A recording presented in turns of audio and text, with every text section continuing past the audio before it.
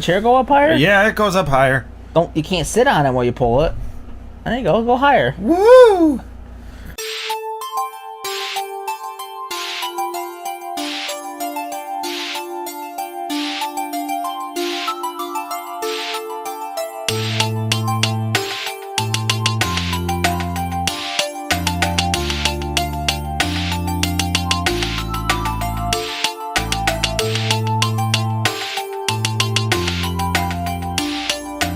Check it out.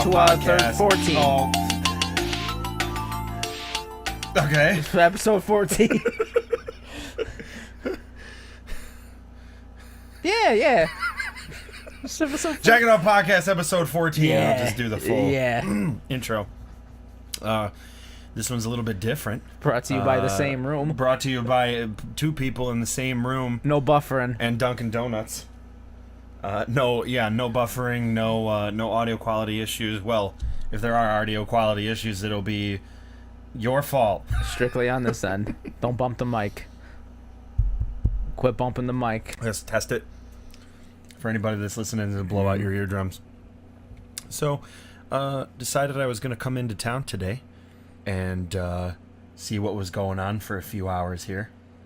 And the answer is nothing. Nothing's going on except what we're doing right now. Big surprise. Are you surprised? Nope. Can't be surprised. Not at all. Friday night, came home, decided I was going to go to my mom's trailer, and oddly enough, my mom is a Bud Light, or no, not Bud Light. Coors? How dare me. Fuck you. Keystone Light. And it's Keystone. So, every time I come home, if you want to drink a beer, you're stuck with Keystone Light. So, I looked in the fridge and looked on the bottom shelf. Sure enough, Keystone Light. And then I looked in the back row and there was like 9 craft beers. All different kinds.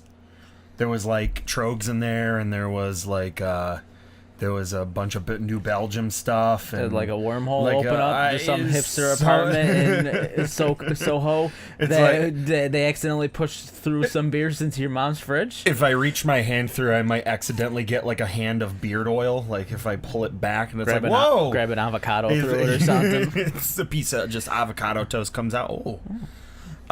For some reason, she told me that her boyfriend brought home like 6 of these from somebody had gotten like a case of like various like craft beer. I was just like, this is just a weird selection like a beer of stuff. store, just like it's like, hey, here's a bunch of singles we got. It looks like when they put the cart at the front of the store at a beer store, and it's just got the dollar singles. They just picked all those. One of them was the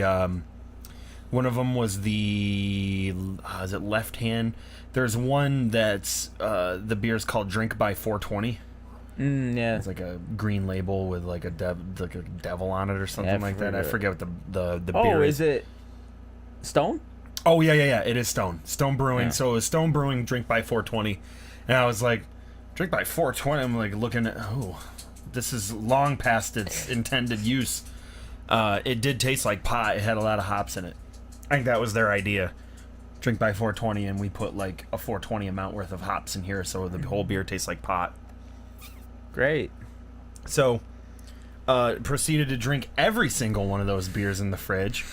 Did you ever touch the Keystones or no? No. Never managed move. to. I don't even. I got through like 5-6 beers, and the first beer was the Trogs Nugget Nectar. Opened it right up with a classic, 7.6 alcohol by volume. Immediately buzzed.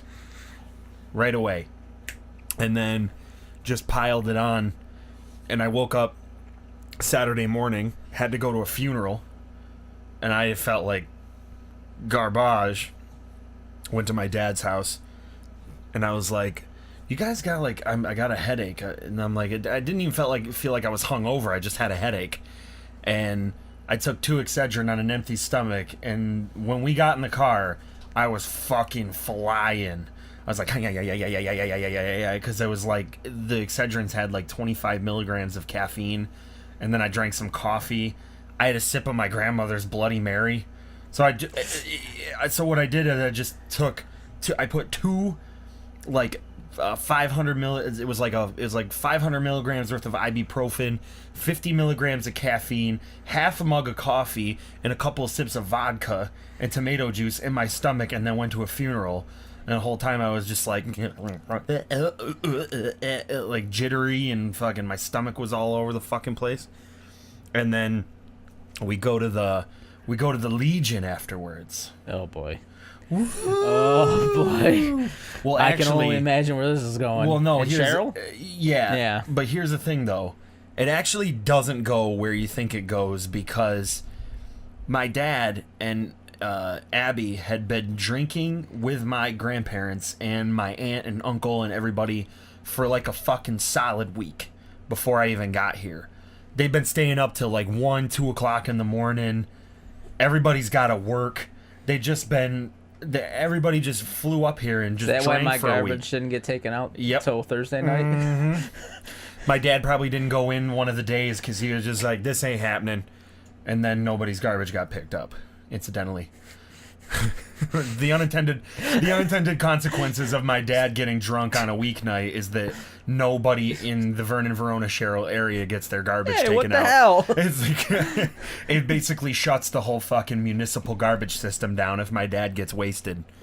When I came, so we went to the Legion and we rented out the little pavilion thing there that I had my graduation party at, and they had a half keg. That's why when we were talking today about half kegs and quarter kegs and whatever, like the limit to which, like, they were trying to get a quarter keg. The Legion didn't have any. They only had half kegs. They said we could go elsewhere and get them, but I guess they wanted to just get it from the Legion, so they got a half keg for like 20 people maximum. And it was shitty draft beer. It was probably Rolling Rock. Yeah. No, Busch. Rolling Rock is highfalutin shit compared to the kind of kegs that we roll out. I would love to have had Rolling Rock out of a draft, to be honest. They finished up with that. My grandfather he goes out to the car that we all drove in, sits in the back seat and falls asleep for 25 minutes. It's just fucking sound asleep in the car. Good night, moon. And then my dad looks at me, gives me that like telepathy of just like, we're getting the fuck out of it. Like, no, I think the maximum that anybody had in terms of beers, I bet you probably no more than 4 beers of any person, draft or otherwise. And my dad was drinking ginger ale and Captain. Oh. Captain and ginger ale. It's actually really good. Tastes like a cream soda. Okay. Highly recommend it. I can see the spices. Yeah, everything works in unison there. Kind of comes out like a vanilla-y flavor. Dangerous nonetheless. My grandmother first was drinking them in the airport when she was in Florida. She lives in Florida at the Villages in Florida with the golf carts. You know about the Villages. Yeah. It's its own zip code. It's just filled with old people, and it's got the highest STD rate in the country. Fucking party. Yep. Everybody say hey. So she was down at the airport in Florida, and they were at the bar at the airport, and she just happens to run into the lead guitarist of the worldwide best-selling death metal band Obituary. They just recently were signed to Roadrunner Records, and they were going out on a major U.S. tour that started in Florida. They're from Florida, and they were heading out to Colombia. So they're doing a South American leg of it before coming back up. And she has a picture of the guy, Kenny Andrews, is the guitarist. So it's a picture of my grandmother and Kenny Andrews of Obituary on Facebook, on his Facebook, not on her Facebook. You go to the Kenny Andrews Facebook page through Obituary, like if you're on the Obituary Facebook page, you click him as the band member, you go to his wall, first picture on the wall is a selfie with him and my grandma. And she was just bullshitting with him. She had tied one on pretty hard. Oh, so she was just talking to him, and it just turned out that well, they look pretty imposing. Okay. It's like, what do you do? What do you What do you guys do? because it's all these I imagine dudes. she was in the first class club area too. I don't even know. I don't even know if she actually gets real cheap with the tickets. It's actually conversely that she like doesn't do any of like the priority boarding, any of that shit. She doesn't go first class, just goes economy, even though she's got a shitload of money.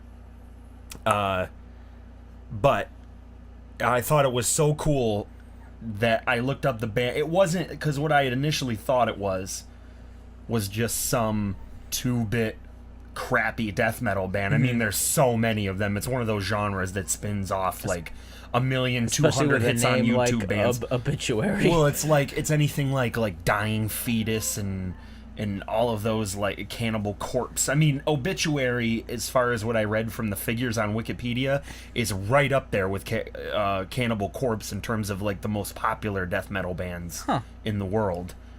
I had no idea, but it was amazing just seeing his Facebook page with my grandma's picture on it. So yeah, my grandma hung out with the death metal band over the weekend. Par for the course. Yep, par for the Pickard family course ultimately, and I knew after that it could have been nothing but debauchery. Having my dad ends up being host to a lot of this shit over at his house because he's got like the huge man cave and whatnot. People will flock over there in situations like this. If everybody's in town, they're going over to my dad's house, and he just lays host to night after night after night of blaring shit on his stereo and just drinking profusely. He'll go to Save-On over next to his house, like over at the next to the High Roller Park in the big Save-On, to get cigarettes and beer or whatever. And since they've seen him in there a lot, they asked him one time, they were like, do you live near here somewhere, like down the street? He's like, yeah, I live right next door. He's like, is there one of your neighbors having parties all the time or something? And my dad's like, no, I don't think so. It's him. He's got like 1,000 watts of like stereo equipment in the man cave, and he fucking blares it. And he'll go over to Save-On, and people think that he's having a party. It's just him pissing out the back door of his man cave, and my stepmom just sitting in the chair, and they're both getting drunk. This is on a Friday night. This is what they do. They sit there, and he takes out all of his CDs. He's like, all right, listen to this song. This is a classic. I fucking love this. No one ever song. listens to the B-side of this album. Oh, yo. That's where the hits are. Fuck A-side. Let me turn on the reel-to-reel real quick. And fucking tries to put the cartridge on and spins up the guy. He's got a reel-to-reel, an 8-track. It's all hooked up.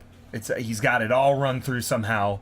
And he's got, like, stacks on stacks on stacks of analog, like, equipment, like 12-channel, like, physical equalizers and tube shit, and like it's crazy. And it goes inside his house too. It's not just out at the man cave. If you see, like, in their living room, he's got 2 colossal ass speakers, and just in the living room with all of more components and like 5.1 channel surround. I probably even haven't seen half of the shit that he has in his house. And someday it'll all be mine. Most dads would leave like the most prized possessions for most dads are gonna be like, you know, I have this classic car that I've been restoring that I'm gonna leave to you when I die. It's for you, son. Or I've left to you, you know, I have my life insurance policy and my massive, you know, wealth that I have just put away for you over the years. And then my dad will be drunk on a Friday night in his man cave and be like, everything you see before you is yours. And it's like, Dad, this is like Dale Earnhardt memorabilia and Kiss posters and a beer pong table that's like a drawbridge beer pong table from the person who owned the house beforehand. Now, wow, that all is incredibly badass. Just a kind of an unconventional gift from your dad when he dies. You're hoping that he's like sealing away something. It's like, I'm gonna give this to you when I die. And it's like, you go through his house and it's like, Dad, this is just a bunch of old Playboys and Joe Walsh CDs and Kiss CDs and vinyls. No, you'll be trying to move it out in one of the exposed wires will spark and light the whole thing on fire. The Playboys will go up and like that. No, they were so rare. He's got like old Playboys and old Hustlers and be like Wayne Manor burning down. That shit was priceless. The fucking bat cave. He's just got like shit buried in the backyard that I haven't even found out about yet. Just some more speakers. It's his most rarest speakers. Yeah. His most rarest Pioneers. No. And the Yamahas. piles are for inside. The pile. The Pioneers are for outside. Pile 1,000-watt receivers. Nobody wants to hear about that. What the fuck am I even talking about? Talking about funerals and fucking morbid death speaker inheritances. Piles of shit. People refer to piles as because they're. Well, it's kind of a non-aptly named speaker company. It's like, why with all the other speaker company names that you could possibly come up with that sound awesome, Rockford Fosgate, Yamaha, KRK Pioneer, Rocket, KRK Rockets, and then you got Pile. You might as well just have a speaker brand called Fart. It's like, hey, it looks like you got the fart receiver there. Got them fart cans? 1,000-watt fart. Those fart tweeters. What's the high end on those bad boys? Hey, hang on. Wait till you hear them. I got them for a bargain. Ooh, such clarity. Never heard anything like it. And then the people at Save On will be like, what the hell's happening over there? Is this like a Bass Nectar concert going on over there? Every day. Can't even hear what it is. It's just Motley Crue fucking shout at the devil over and over again. And the one song he likes off of Hysteria. This one was the only good Def Leppard song right here. All the rest of it, pansy shit. Pansy garbage. Oh, how interesting. You picked the one that wasn't the single. His favorite song is Too Late. Like, Too Late. Oh yeah. Too Late. Is it the full name of the song Too Late for Love? Yeah. Too Late for Love, yeah. He'll get all he'll get all twisted up and like he turns that on and he's like, and every time without fail he's just like, this is the only, like over the fucking way loud speakers, this is the only good Def Leppard song.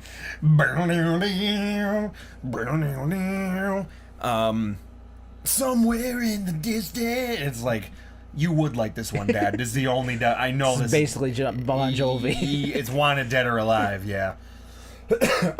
Sure, I think it came out first though. It did, I believe it did, because Slippery When Wet was pretty late. I thought it was off New Jersey.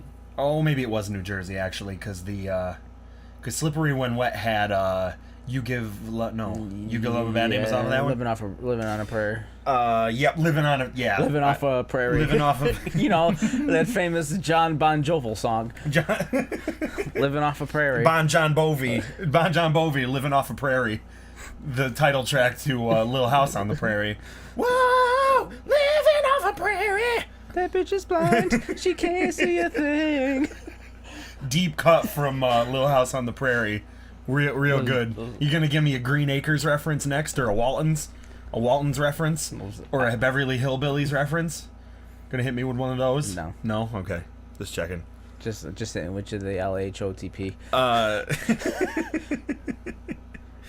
Speaking of Beverly Hillbillies, needless to say, my mom recently just put down a bid on a house in it starts with Fulton. That's where it is. Fulton. I think Fulton's like somewhere outside of Rome. Outside of Syracuse, but is it outside of Syracuse? Yeah. I don't even know where it is. I have no idea. But it's a crazy. The house was assessed at like $84,000, which is still the kind of money they're talking about with houses. Like, I don't know where this is, but if you were to try to get a house out in Saratoga, you would an $81,000 house would be a filthy shack Meth den. way out in the boonies, and be like, yeah, she's a fixer-upper. It's like, $81,000? This is a fixer-upper? Yeah, it's because it's close to the track. Location. Location. So she was telling me about this house, and they're like, there's a bank in California that owns it. They never even been there. They just own it. They don't even know anything about it. Sure. They had a local realtor assess it. And he gave them the figure, and it was like, we got to move this thing out of there. Put it at $35,000. Oh yeah. And like I was just like, wow, that's quite a drop. She's like, well, I have, she's like, I have like $25,000 in the bank, and then I'm gonna have to mortgage on top of that. And she's like, I don't even know if I'm gonna be able to get a mortgage with how bad my credit score is. I'm like, how much more money do you need? She's like, well, if they keep it at the $35,000 price, I'm gonna need $10,000. And probably 20 grand. Well, I don't know if she was rolling all the closing costs and the lawyer fees and everything else in it. I think she was, actually. The full price, including like taxes and closing costs and all that other shit. It was 35. I think it brought it into the 35. Oh, okay. So like at the end of the day, that's like the money that you need in order to do it. And she put in a bid. That was that was lowered then. She put in a bid for 30, and they were considering it. So I mean, she took off another 5 on top of the $80,000 house, down to $35,000, down to $30,000. Just keep putting red tags on top of it because the shit just keeps getting put on closeout. But she'll be out there. Fulton is way out from Syracuse, isn't it? Somewhere around there. Yeah. They were looking around that area, like the Phoenix area, for houses and shit. And again, every time I went out with them to look for houses, we would go through a house, and I'd have an idea in my head of like what I would think this house would cost. We'd get out to the curb, and they'd be like, "Yeah, this house costs $50." They're just trying to get rid of it. I was like, how? How could this cost anything less than $40,000 or $50,000? And most of the houses they were looking at were like $20,000. There was like this crazy Addams Family Victorian fucking house they were looking at that was like $20,000. If you think about $20,000, like if you're gonna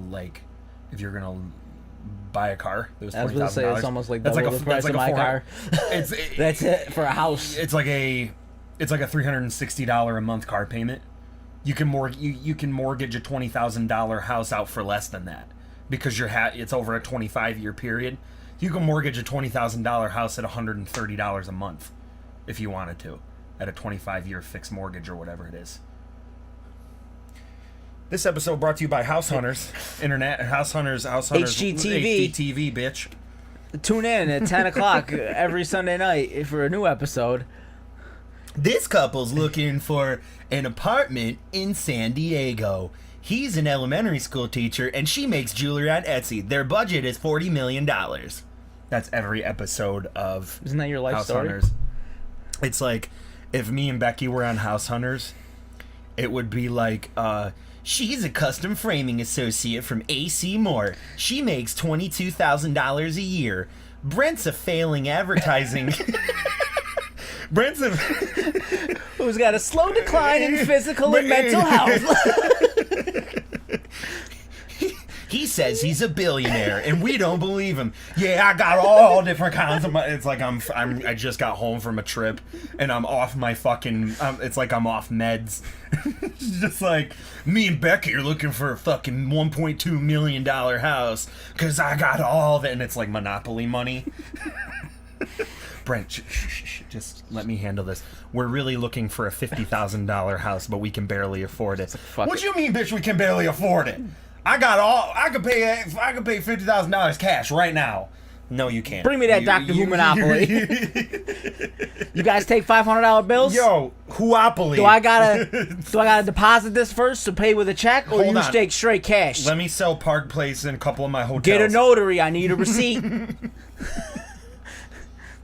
So, the housing situation for me is gonna be like, if I want to stay where I live, I'll probably have to take the way out that my mom did. We're gonna have to live in like in the middle of nowhere in order to get like our first house. Why don't you just buy the house you live in? I funnily enough, like I looked on Zillow for the last available price, I think, for that house. I think it was $135,000. Jesus Christ. And $135,000 is pretty reasonable considering that The area, I live. I'm less than a 10-minute drive from Saratoga. If you get any closer, so like if you start heading, like you get to the end of the road more, and actually no, you don't even get to the end of the road because every other house besides one house on my road It's a fucking mansion. is a fucking mansion. The one when you're driving up there, you've seen it. Yeah. On the left-hand side, you got that one big-ass house with like the huge hill in front of it.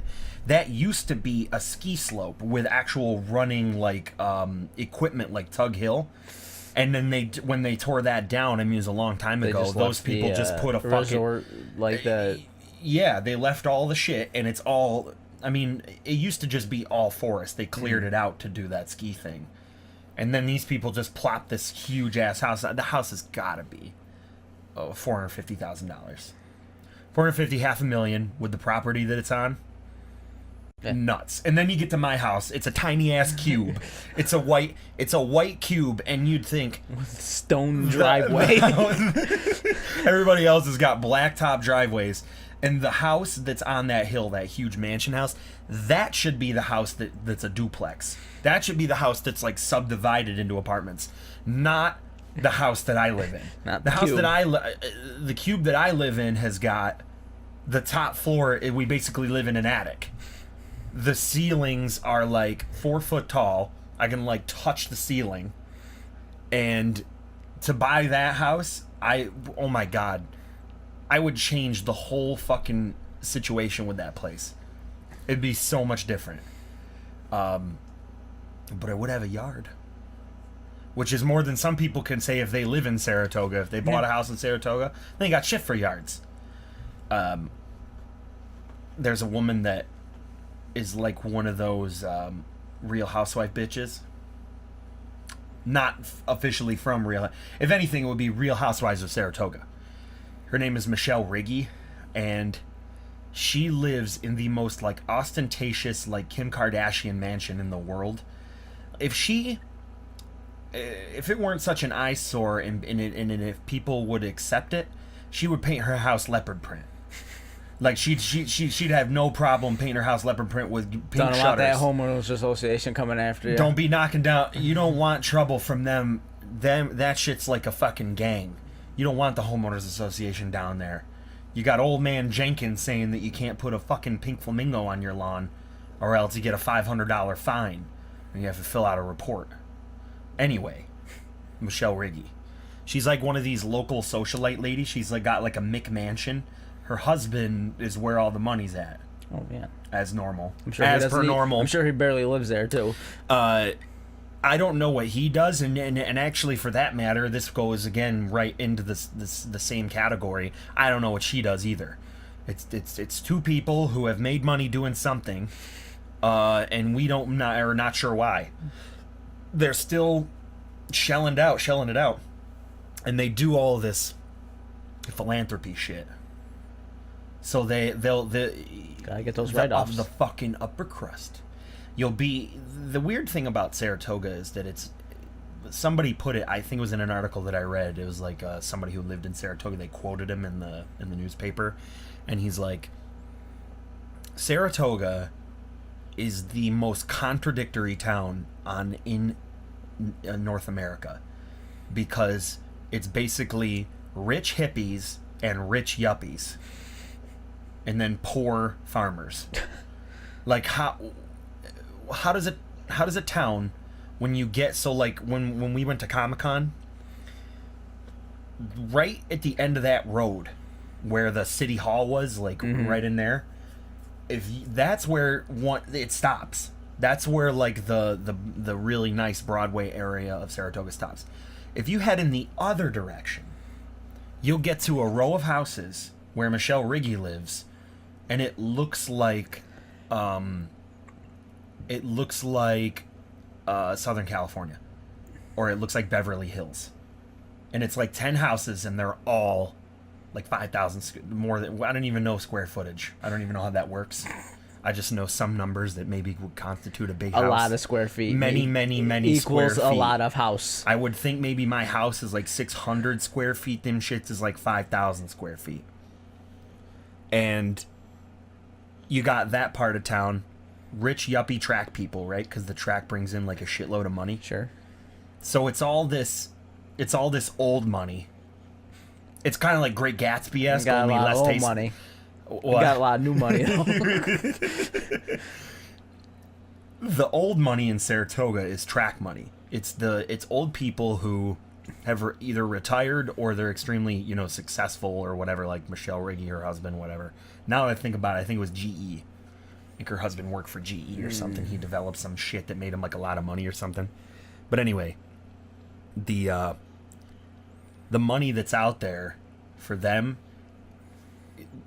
is in direct competition with the new money, and the new money is hippies, believe it or not.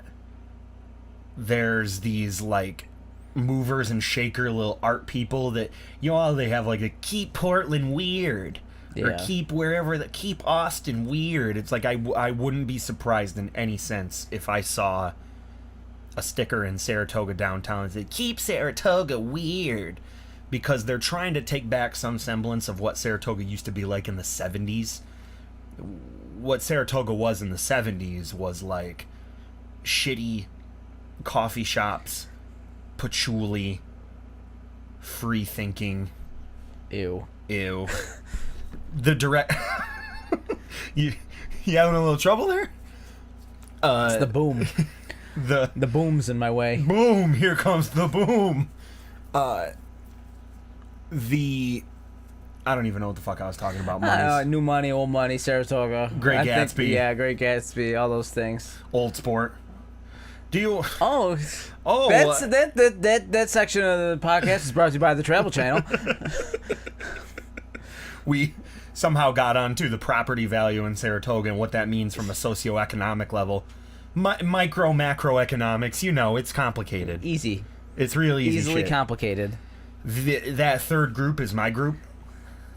The group that I'm in, 26 years old. I'm not incredibly successful, but I still go downtown and cynically watch the wasps and the cougars in their giant track hats and wonder what is this? I thought you said WAPs for a second. I was like, whoa. Wow. Oh boy. No. That would be like New York in the 80s. Fucking Guidos coming down around here with their old money. Driving the Z28s and the Trans Ams. Anyway, I'm in the group. I'm in the socioeconomic group of Saratoga where it's fine for me to be cynical about both parties. I could be cynical about... I'm not even a local. I've been living in Saratoga for 3 years. And somehow I've developed some sort of opinion about... It's like all the quote-unquote indigenous people in Hawaii, how they call all the white people that come over there haoles. I've developed some sort of term for the people that come, like trackies. That's an actual term right there, trackies. The people who come out during the summer and rent like $5,000 a month fucking houses on Union Ave in Saratoga just so that they can race their horses at the track. Yeah, fuck them, because they're the reason all the money's coming into town. Right? But yeah, fuck them. Go home, trackies. Go home, trackies, so that our entire town can go into an economic fucking slump.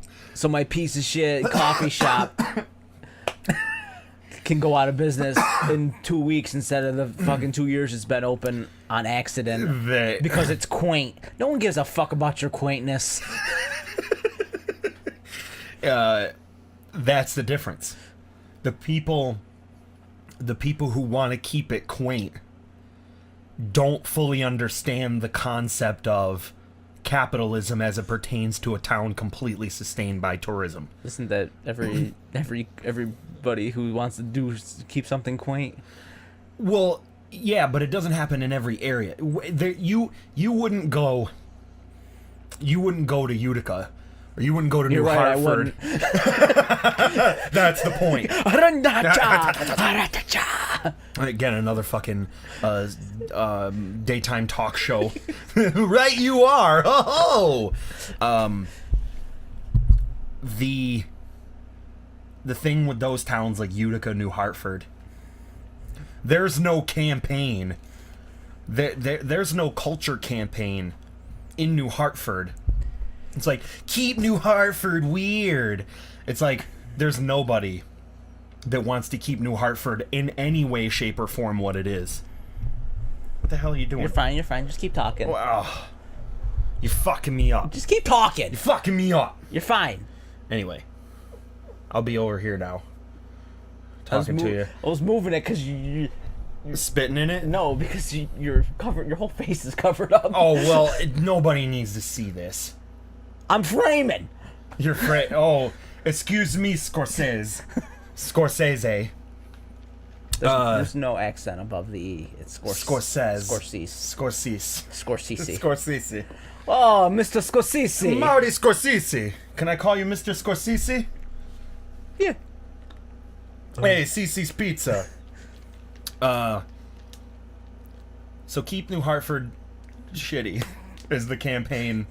You see a bunch of black stickers with white text on it with a little fucking trash can on it. Keep New Hartford shitty. Because there's a select number of people that live in New Hartford. It's like, I'm sick of all the improvements coming in through New Hartford. It's like, they put in a Moe's. Who the fuck wants Moe's? Oh, I don't know, people who want Moe's. Fucking, why keep it shitty? Why don't they just keep all those other shitty little buildings and fucking shit in New Hartford? There's an Olive Garden too.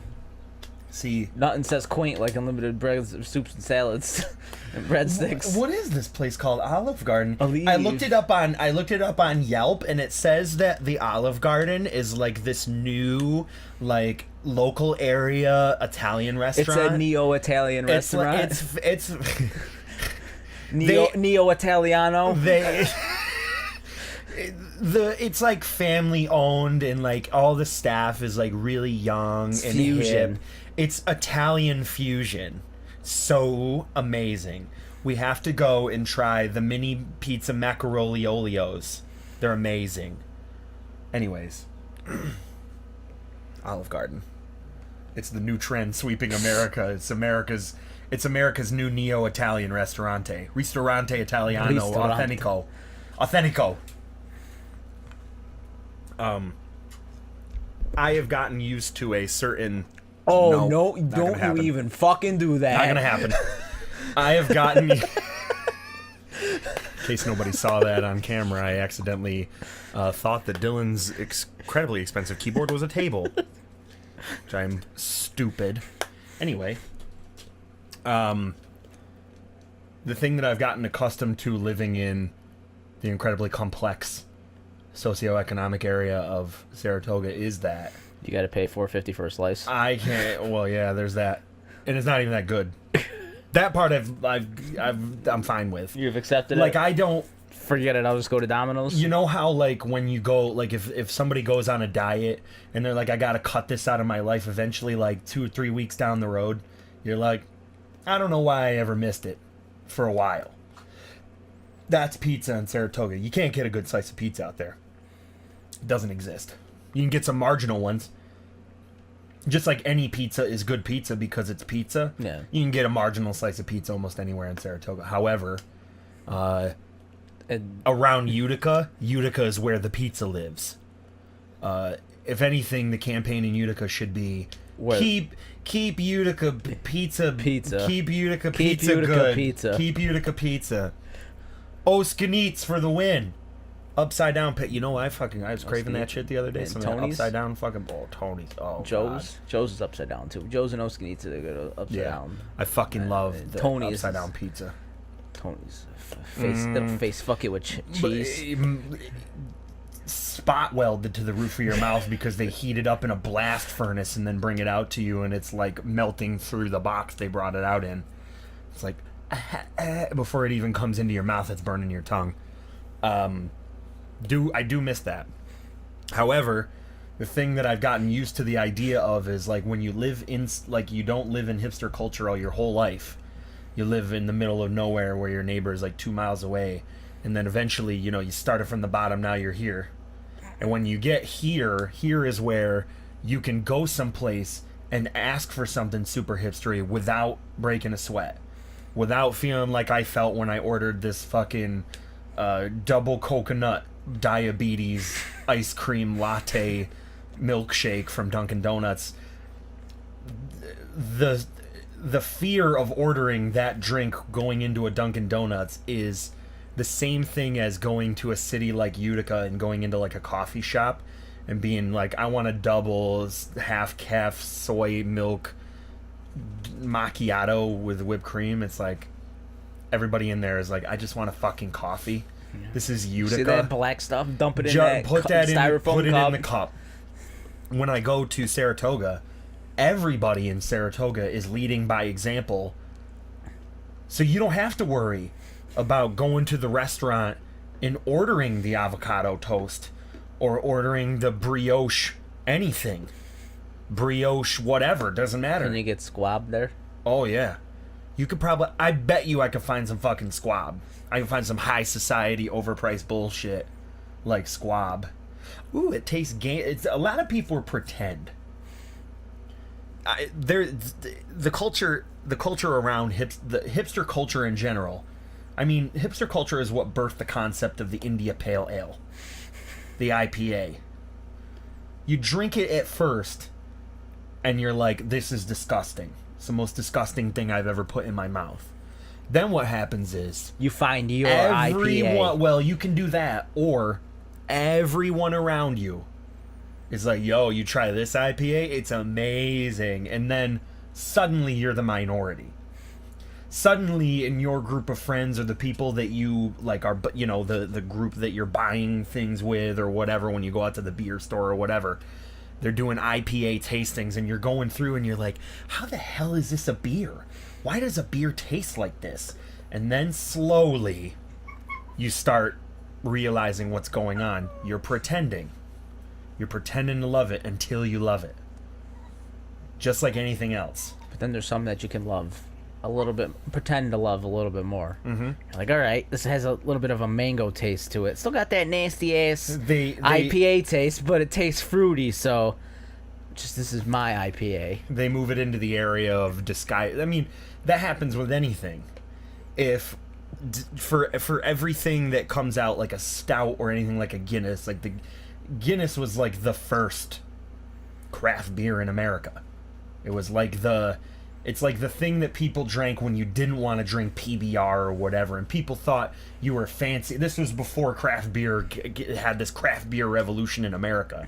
If somebody went to a bar and ordered a Guinness, you'd be like, "Oh, you're ordering a Guinness, classing it up, I see." Johnny Rockefeller." And then suddenly, we're hit in the face with caramel porters and chocolate, peanut butter and jelly stouts and fucking caramel macchiato squirrel beer. Nut, acorn, motherfucking. This beer literally tastes like almond butter. It tastes like cashew butter. When you go to the Saratoga Beer Summit or you go to any of the beer expos, I don't get those there. invites. Oh, excuse me. Next year we're gonna go to the Saratoga Beer Summit for all 4 hours. Do they do at the end of this month or end of August? I think. Is it other beers that are in there that Southern Tier is gonna be there? So the FX Map. Yeah, they're having a New York. That's kind of weird that they're doing a beer summit where obviously their beers would be featured, but other people's beers. Yeah. Kind of a little strange. I think it might be in the auditorium. It makes it a little it's bit more. at the brewery. They're doing it outside. When is it? It's next month, I think. Oh, they're doing it outside? Yeah. Let's go. Planned on it. Okay. I would have invited you a week before we were going. You don't. You know that. You know how to throw you the invite like a week before I decided to go on it. There's that. But if you felt like you wanted to get back at me for the beer summit thing, You know I'm just gonna forget about this anyway, so you don't gotta tell me shit. Oh, then I'll just go by All that's gonna myself and be like, happen- oh, I really showed him.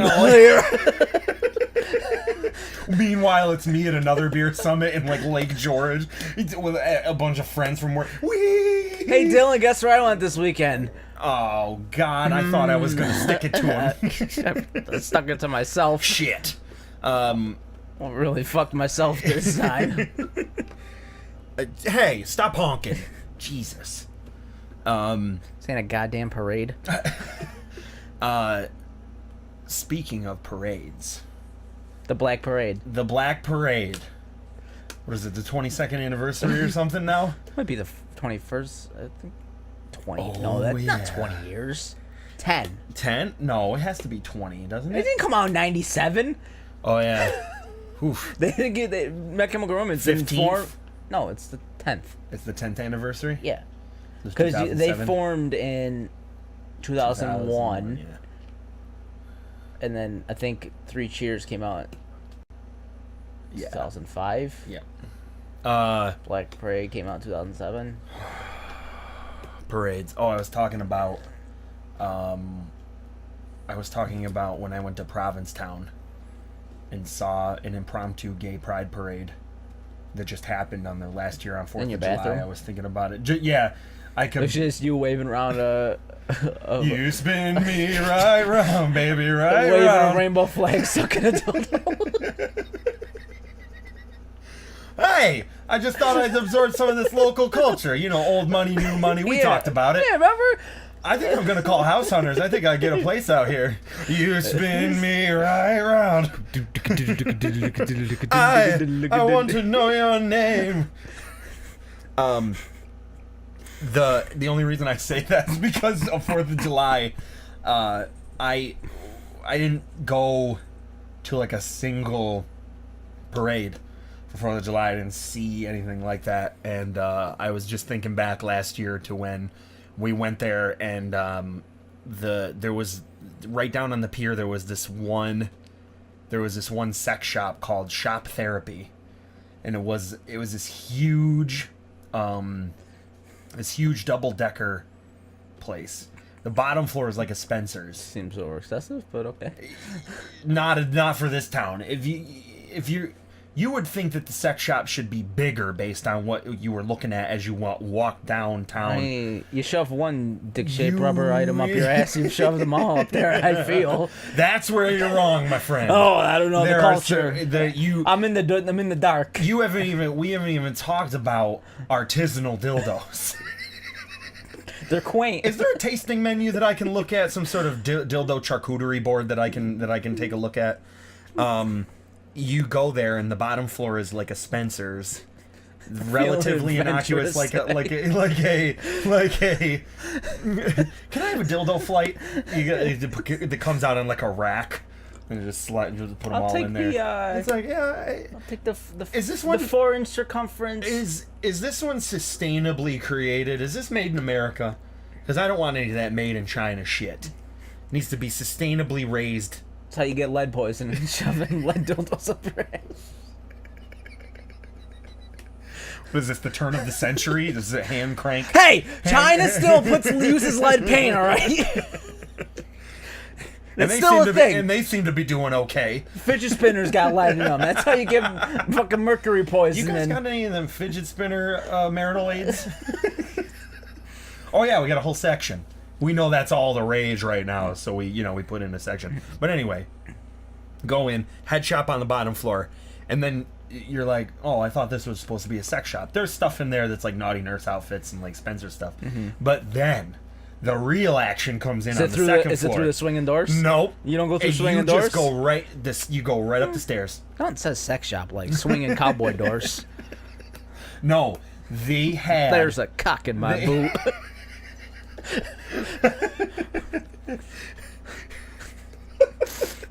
Anyway, Woody and Buzz would... 3 a.m. Woody and Buzz would incidentally be two of the names of the of the toys. Go upstairs, and it's Dildo Emporium, a warehouse, wall to wall, floor to ceiling, more Dicks. kinds than you'd ever see in your whole life. Rainbow dicks, purple dicks, some size of your head. Every color.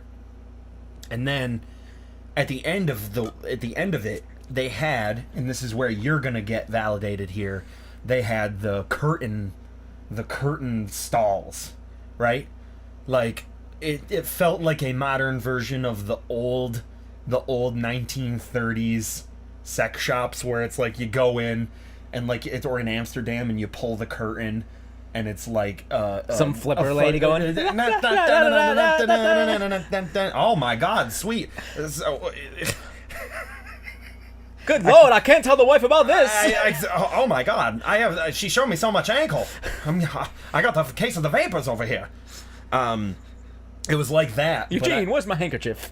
I couldn't believe that in this day and age that you could go into one of those viewing rooms, and I don't know if it was like DVDs or like, because they had like a whole shitload of adult DVDs. Oddly enough, also on the same floor, there was one girl working up there, and she's behind the counter, and behind her was just hookah products. Like, so they ran out of room downstairs, so they had to ship them upstairs. You're looking around upstairs, and it's like 100% adult world sex shop. You know, I could shove that in my ass, but I'm not sure that's what it's for.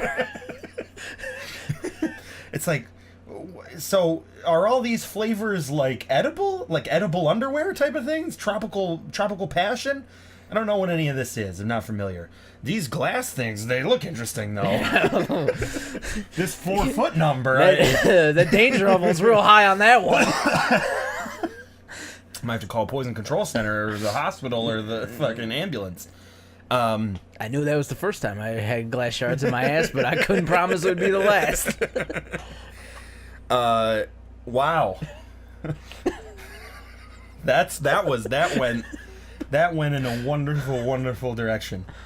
So we went from we talked about socioeconomics, old money, new money, old dildos, new dildos. So playing any good games lately? I knew it was coming. I fucking knew it. Sometime it was coming. I knew it. Let's see. I beat Wolfenstein: The New Order after having that game for over a year. God. I restarted it. The new Colossus is about to come out, and you beat it.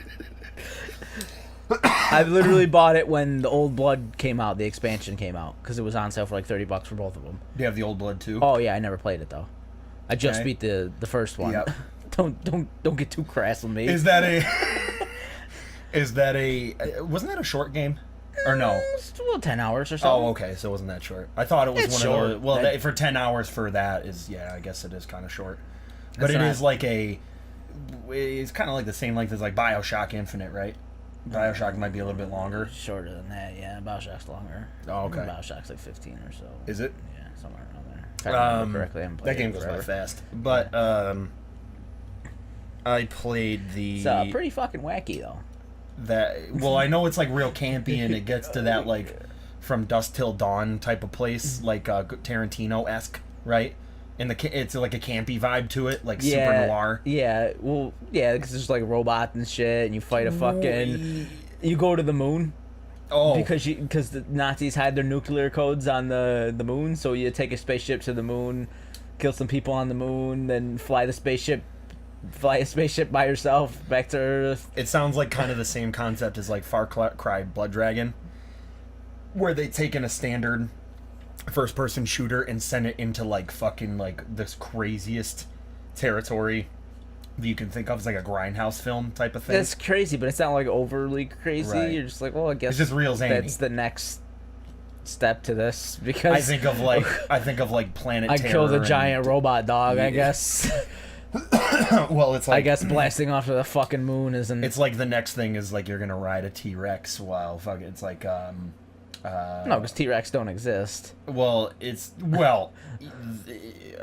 I feel like it wouldn't be out of the realm of possibility in a universe like that. Yeah, but for you them can't to be build like, a T-Rex. Everything's the Nazis got that Jurassic Park technology, and they're starting to clone dinosaurs. And but they would just build a dinosaur robot. That's true. It would be a dinosaur robot. It's got to be like some sort of steampunk mechanical angle too. Yeah. There's a lot of steampunky mechanical shit going on. Yeah.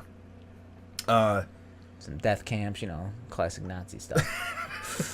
That real cool shit, the classics. The real fun stuff. Hit them with the classics. Death camps, check. Mein Fuhrer, check. Check. Also kind of reminds me of like Kung Fury.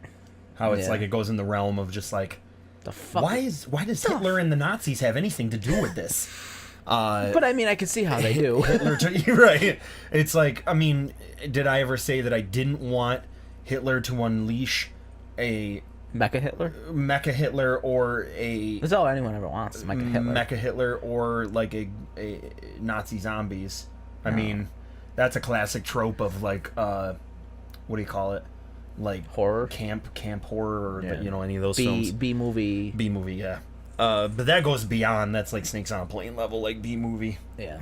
Modern B-movie. I downloaded Insane Trilogy. Oh, yeah, I got that too. You played a little bit of it? Played through most of the first one. Oh, so you played quite a bit of it. Yeah, I played through most of the first one. I'm just doing them in order. I did the same thing. I just started in on the first one. I'm only about 6 or 8 levels in. Yeah, but, I get like 4 bosses down, I think. And I hadn't been Crash really... Bandicoot, the Insane Trilogy. Just to make sure that everybody is aware of that.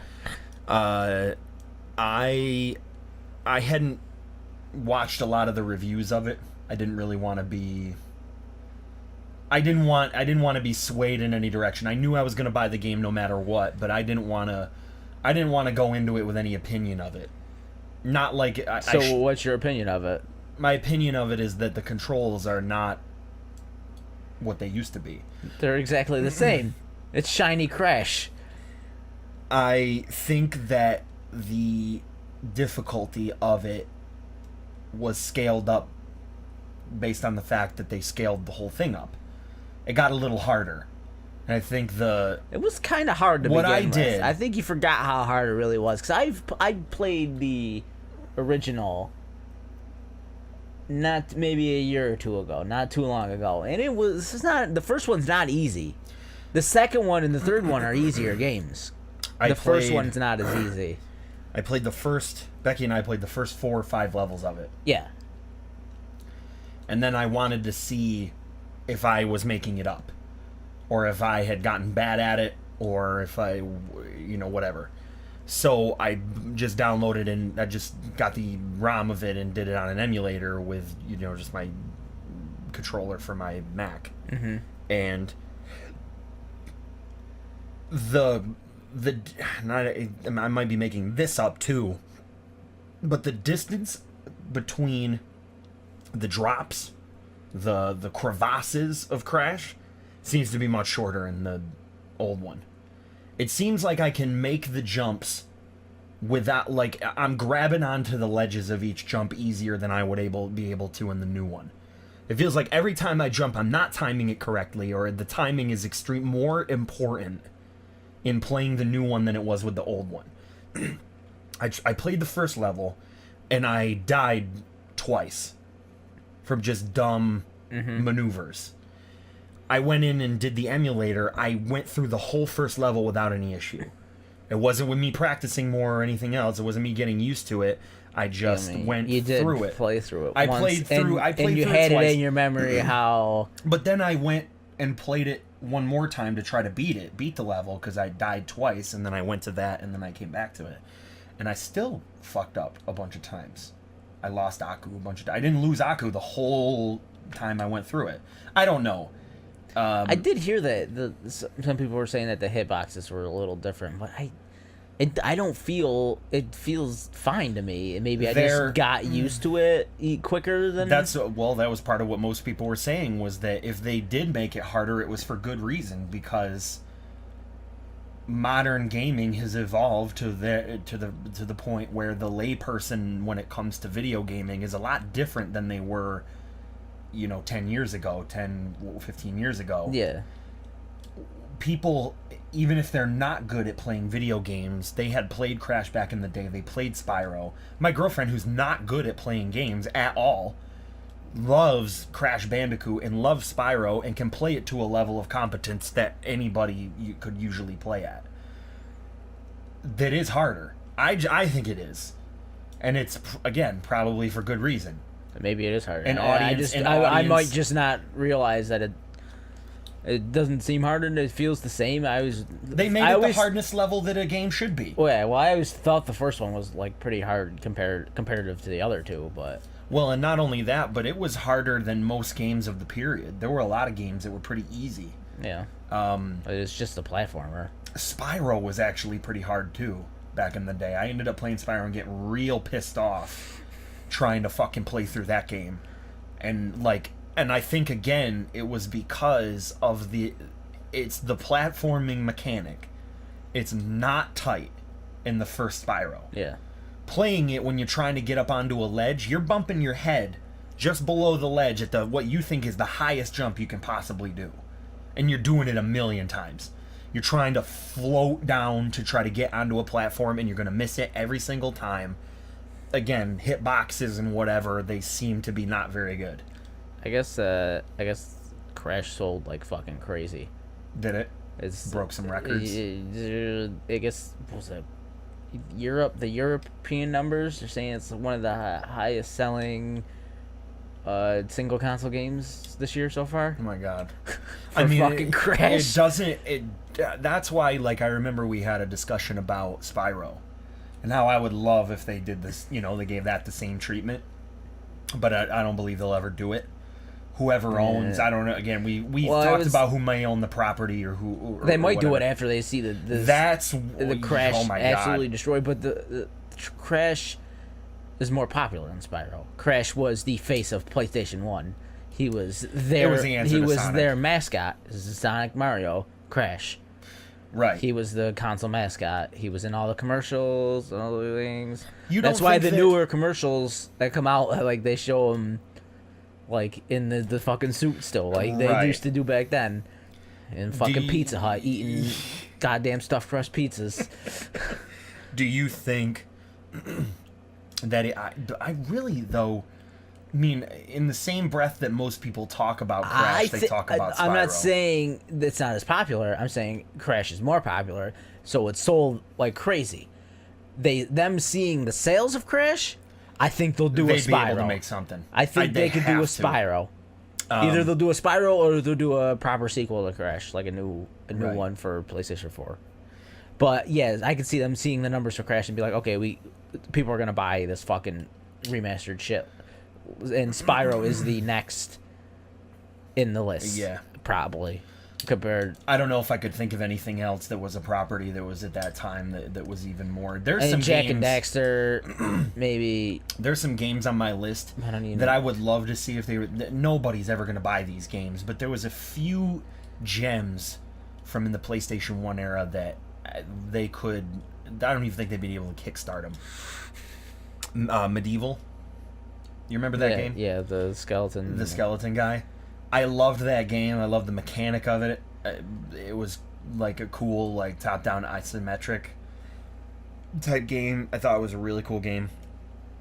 And then I would love if, and I know Nintendo will never do this either, but some of the properties that were brought over to Nintendo from, the very limited amount of third-party developers that were ever on the N64, I know they did Ukulele. That was not very warmly received across the board. So that's not good. That's not good for the people that liked those games or that style of game and want to play those types of games, especially on N64. I would love to see, and I know some people have done it in an open source realm, but a GoldenEye one, a GoldenEye 007 remake that actually they did do that for the Wii. But I don't think. I mean, what I'm talking is if they had a good online multiplayer, and they did it with Source. They did GoldenEye Source. it still feels like Team Fortress 2 with... Of course. 'Cause it's on the engine. Anytime you any chance to remake that game, it's not gonna be the same. Well, I feel like because if they it was put good it in at a more its less time. closed off engine. It doesn't matter because it's just gonna feel like other first-person shooters when you remake it. You're not gonna remake it with the same controls. Which... Yeah, I guess you couldn't do the level. You couldn't do the single level control. No, it came out at a time where that was what they could do. Where that was what they could do, and captured people's imaginations at that point in time. And if you can't remake a game like that, it just doesn't work. It did, because now it would just be a shitty first-person shooter. I feel like there's enough first-person shooters. Oh, yeah. To get the feel of GoldenEye. You're not gonna. It's just an arena first-person shooter when it comes down to the multiplayer. It's got to be like a really pretty rose-tinted glasses type of situation. Yeah, because that's all it is. It's just a first-person arena shooter.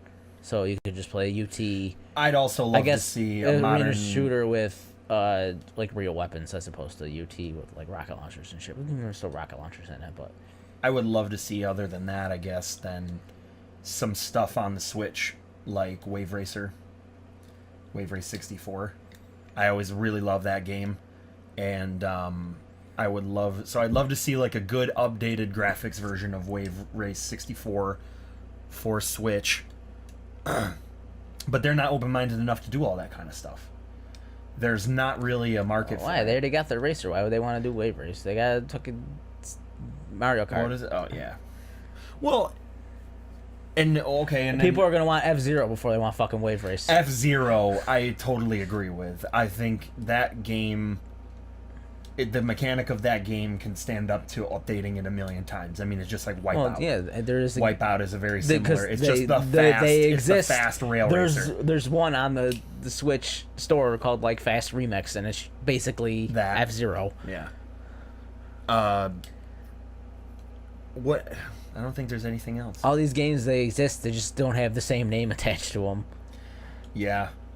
Well, it doesn't really add anything. If you called that Fast Remix F-Zero, it would still be this. You'd still see the same thing, maybe different models. But like, oh, I remember that from the fucking Super Nintendo. The characters people I fell in remember love that. with I too, remember though. Captain Falcon. Yeah, but they were just images. You were racing in a car.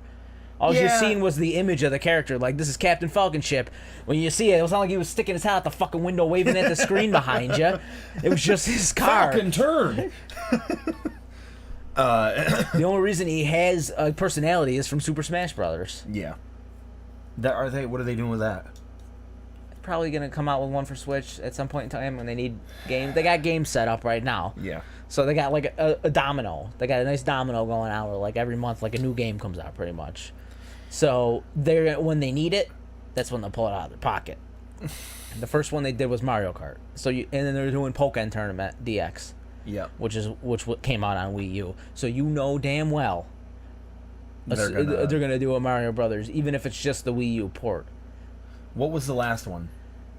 Super Mario Brothers Wii U. Super Smash Brothers. Super Smash Brothers Wii U. That's what it was called? Well, so when they came out with them, there was Super Smash Brothers for Nintendo DS, Super Smash Brothers for Wii U. So they could literally just call it Super Smash Brothers for Switch, and just be like It'll be like the 8 Deluxe. A game. Deluxe It'll be like probably a game service.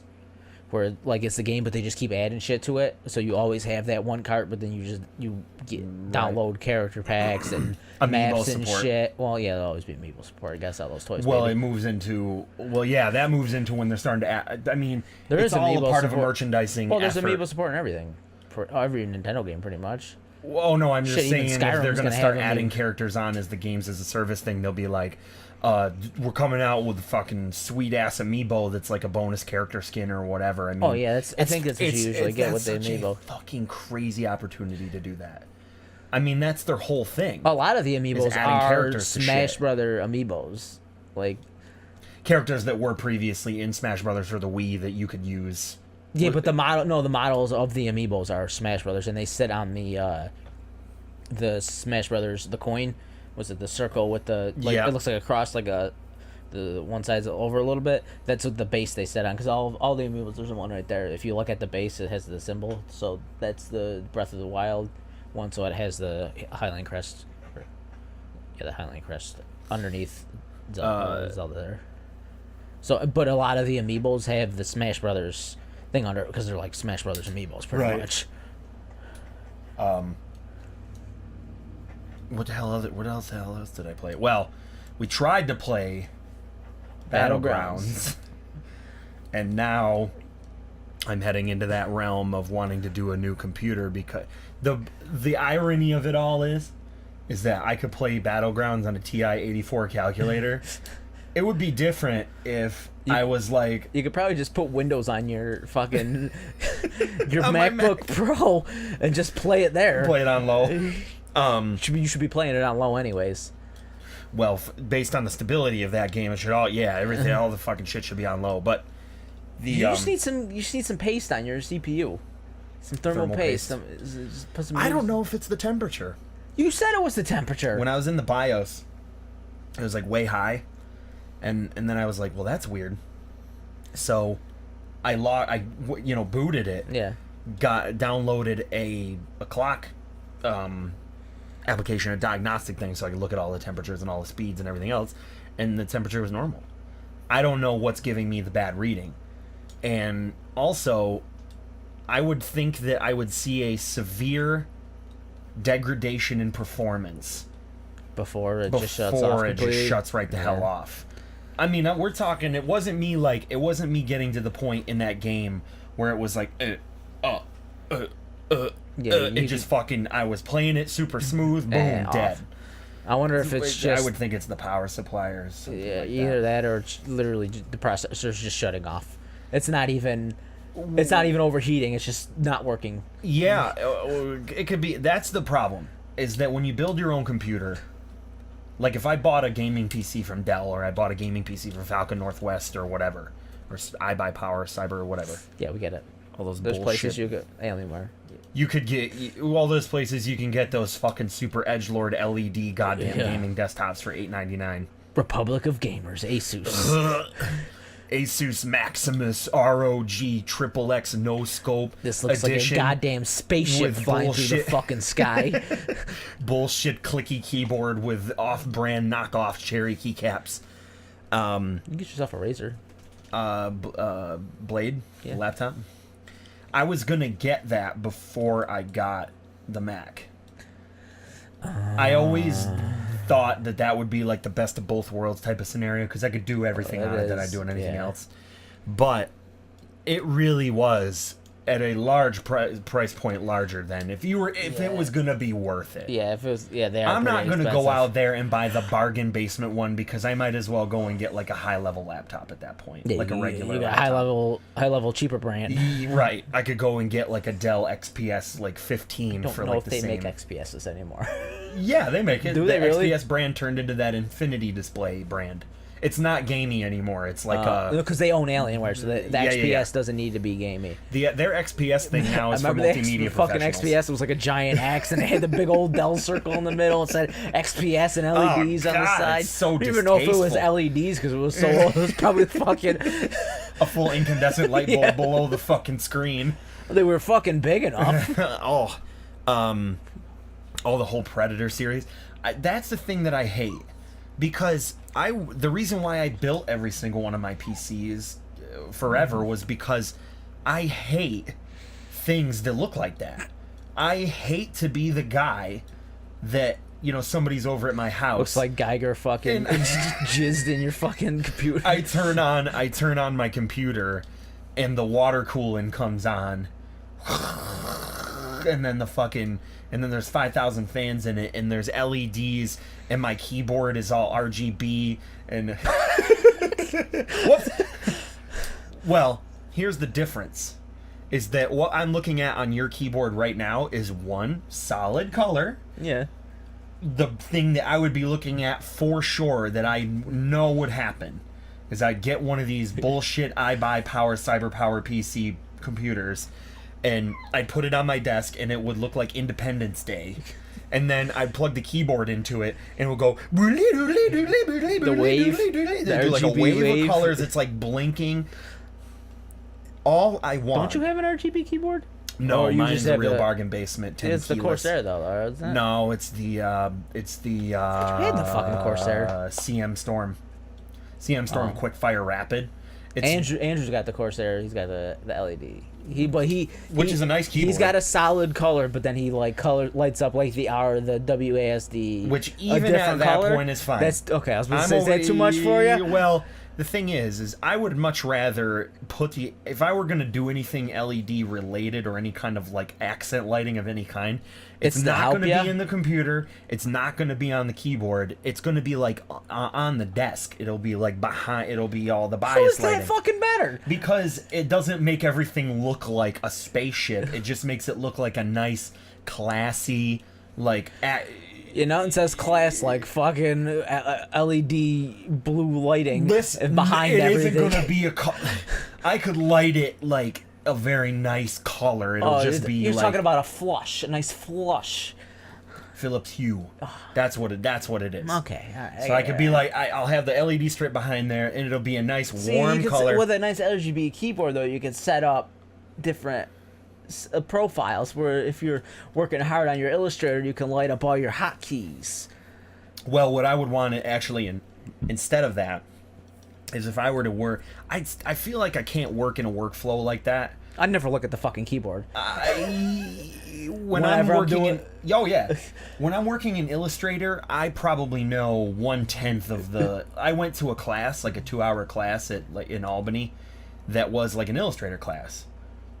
Did it through my work. I had a bunch of other classes that were like related to it, and he's like, if you want to take one as like a throwaway, you got one more class, take one. So I went there and I was like, I'm going to take that Illustrator course. It was an Illustrator, like sort of how productivity to right? How to be quicker. The guy that was running it was like hyper speed compared to what I was. He's like, you can do this to bring this into view, and then you can do this, and then if you want to constrain it like this, you can do this and this. And I was like, oh my god, I'm not doing 1/10 of what I should be doing on the keyboard in Illustrator. So I don't know if I could do something. I've always wanted to do the tablet thing too. I tried. I bought that big ass tablet thing. Oh yeah. And I tried to get into a workflow where I was selecting stuff with. I couldn't get anything to work the way that I thought was intuitive.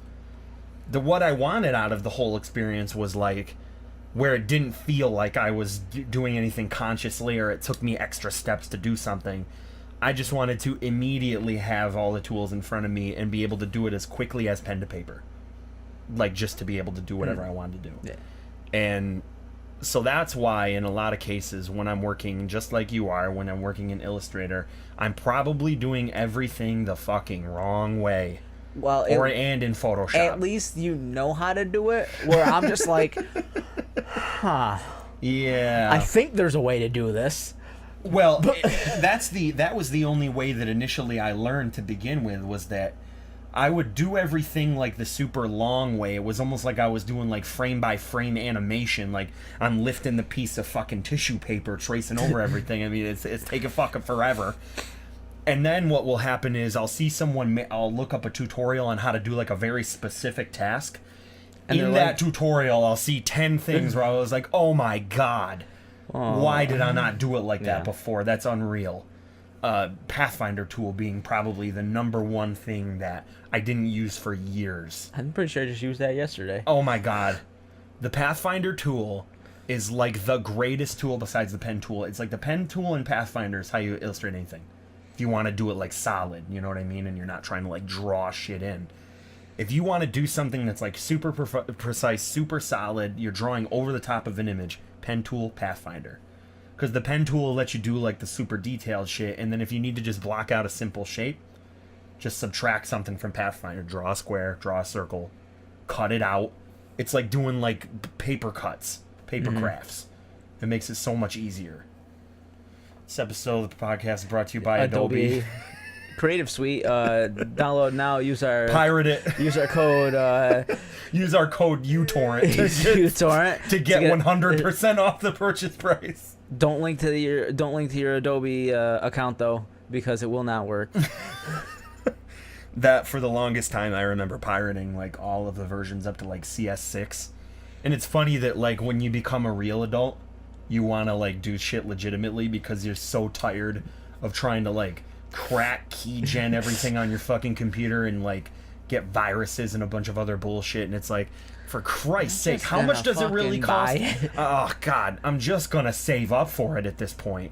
Either that or now, since it's a service, it's like, the only way that I can justify spending the entire amount of money per month on the Creative Suite is if I'm making money off the Creative Suite, which I'm not. So I steal it from work. I pay for it. I So it's I still don't know why. Well, are you only paying for like the Photoshop and Illustrator No, I pay version? for everything. You're doing the whole thing? Yeah. How much is it? 50. So it's $50 a month for the whole 9? It's like 54, I think. See, we ordered one license for it at work, and my boss put it under his name. And here's me at home logging into it, and everywhere I go, it gives me the warning of, like, you've logged into too many PCs. It's like, yeah, this is my whole life. Like, I'm just going around Don't to you have every computer. unlimited Adobe stock downloads too? We ordered the $10 a month, like, Adobe stock thing, and it all rolls over. So I have, like, 140 available stock image credits on Adobe stock that I just, because so there'll be months where I don't make something and I don't need the stock to do it, so you just sit there. Yep, it just sits there and Luckily, piles I don't up need like that because I minutes. barely use Adobe, so I use it to draw fucking 8-bit keyboards, and I'm like, look at that. Did you Isn't that a fucking treat? Did you set up your canvas to work like a pixel art canvas? Because there's like specific. Yeah, I put a grid down and then I drew it, and then I took the grid away. Yeah, because for the longest time I was like, if I want to do pixel art, how would I do it? And then I looked up a tutorial, and they do it so where the grid gets like it's real, either small or big depending on how detailed you want to make it. Because I like the kind of pixel art that's not super large pixels. I like it small, like where it just barely is on the edge of it, like a background art. Yeah, and you could decide, like, you actually put different color, like gradients. You do some gradients in between the colors so that it looks like a real image.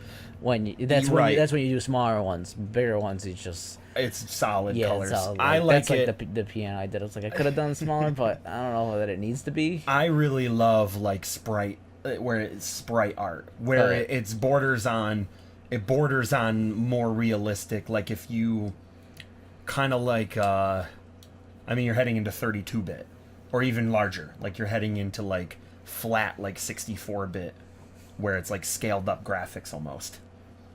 Like the sprites in this like Fury. Like that kind of art style. Those are 3D models. Are they like sort of pixely though? Maybe not. I don't know what style I'm thinking of. I'm trying to think of a game that looks like this and I can't think of it. Like any like did you look up Cosmic Star like Heroine? Owlboy. Like Owlboy, that's pixel art. Right. But it's very detailed, like in the background, or like Fez. Like where it's sort of like a very detailed. That's not that detailed. That's real squarey. Owlboy, you're right though. That's Owlboy. That's what you want. Accelerated. It's very very detailed, but it's still clearly pixel art. There's no also, rounded like edges. even those backgrounds that people make for like Street Fighter, like the people who work in like the background stuff. Yeah. I love that stuff. Like the very simple movement in the background. Yeah, you got like a exploded car and shit, or some guy going. Yeah, the guy, like this, the fat sumo wrestler in the background who's just like shoving sushi in his face over and over. I love that kind of shit. Yeah. Do you? I do. Well, a lot of sponsors today. So we're sponsored lining them by fat pockets. How many more you want to name off? We're lining those pockets with cease and desist letters. Oh my gosh. Yeah, it's only possible to get cease and desist if anybody actually listens or looks at you. What you doing there? They can't see me. They can't see you? You got them private glasses on? What do they look like? Them bitches is reflecty. Check the setup. You got your thumbnail right there. Check the keyboard. Check the board. Survey says Show's over.